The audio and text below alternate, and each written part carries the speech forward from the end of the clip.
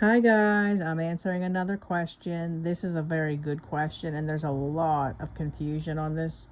And I'm going to try to bring as much clarity as I possibly can to this because there is so much information all over the internet, and we really have to be careful because we don't want to mislead anybody. We don't want to be misled ourselves. So I am going to answer it. But before I do, I am going to do the introduction. Welcome to all my new subscribers.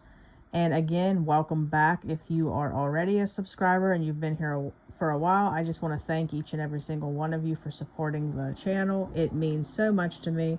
I'm doing God's work, and the fact that you guys are all being so supportive, it means more to me than you could possibly know. Okay, so if you would like to work with me, I am a restoration life coach. The Lord has equipped me in many areas. I specialize in marriage restoration, kingdom marriage, prodigals, the mind of a prodigal, grief, addiction, deliverance, healing, waiting on the promises of God, health breakthrough, financial breakthrough.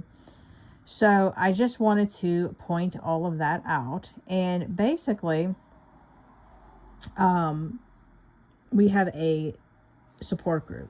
You can come on over, and it is called Dead Marriages Redeemed through Facebook. Now, come on over. We would love to have you. Don't do this alone. Also, if you would like to email me to book a session, my prices are very affordable. You can email me at deadmarriagesredeemed@gmail.com. I repeat, deadmarriagesredeemed@gmail.com. Okay, guys, finally, let's get into it. So, the question is, how do I know what marriage to stand for? Okay, so we have a lot of people that are in maybe their second marriage, third marriage, even fourth marriage, and they don't know what marriage to stand for. Okay, I have people that were married before and they're standing for a kingdom marriage to somebody else. Okay, and there's a lot of confusion all over the internet. And I'm not going to lie to you guys, this was something that brought so much confusion to me too, because there's so much information, there's so many opinions, there's so many people bringing up scriptures and giving their outlook and interpretation. And basically, this is a hard one, guys. This is a hard one. And I was not familiar with this, but Rejoice Marriage Ministries, Charlene and Bob Steinkamp, who literally are the originals, they are wonderful people of God. Wonderful, wonderful, wonderful. And Bob Steinkamp is no longer with us. You know, God bless him.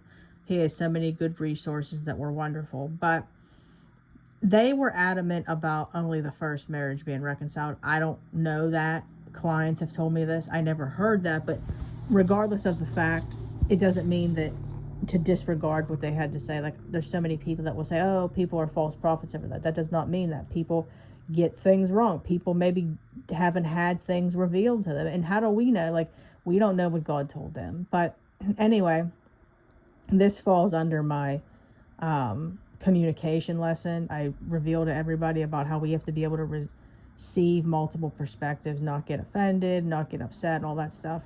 Well, anyways, there's so much on this, and this is hard because, you know, common sense, you know, people will say it's a covenant. So, like, you know, the first marriage is, you know, a covenant, and I get that. But then at the same time, I also get people's interpretations where not every marriage was ordained by God in the first place. But then I also get people's perspectives when they will say, yeah, but can't we say all of us weren't really in alignment with God when we got involved in our marriages that fell apart? Yeah, you could say that too. A lot of them were built on sand. Then, you know, there's so much information, guys. There's so much information. I've heard of testimonies that people have gotten remarried and they ended up going back to their spouse, their first spouse, 20 years later. I have heard so much. But basically, what I am saying is, when I mean this, and I mean this, it boils down to one thing. How do you know?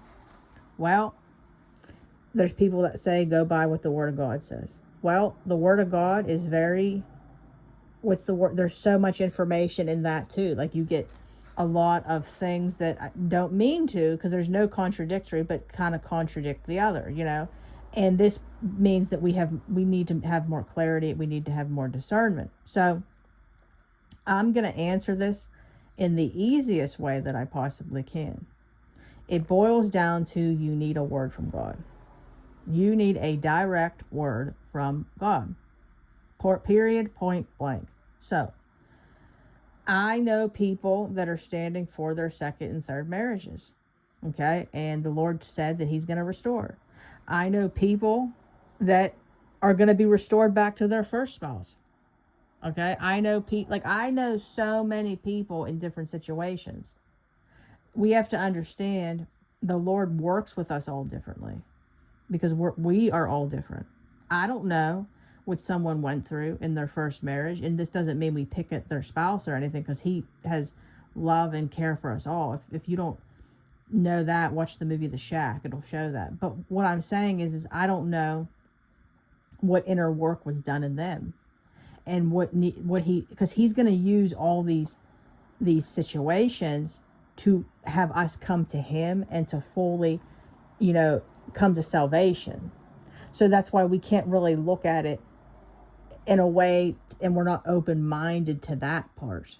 So it boils down to you need a direct word from God, and you need to ask Him, like, period, point blank. And if you're confused on this, you need to ask. Like, you need to say, all right, God, I don't know, do you want to restore me with this person or that person? And then ask for a sign, and He'll answer you. Trust me, He will answer you. Or am I supposed to be standing for this marriage, or this third marriage or second marriage? Like, I need you guys to ask. You need to ask, because you don't want confusion, and you definitely don't want hope deferred making the heart sick either. Okay? And this is one of the reasons why I've heard so many people say to stand for the original marriage and don't keep moving on. Okay, I get their logic, because I've heard people say God wanted to restore their original marriage, and because they didn't, the same test came back again. And I get that part. I do get that. But then I also get how not every marriage was ordained by God too.